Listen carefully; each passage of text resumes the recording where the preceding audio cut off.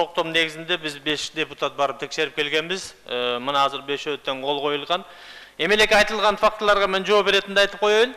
Ошол Матара Ибраим деген эме мына бизге арыз жазган ошол жакта иштеген кишилер. Бул 200 сомдон чогултуп элдерден, 200 доллардан чогултуп туруп, Кытайдан келген жарандардын патентин 14,5 миңден 10 миң сомго чүргөн да.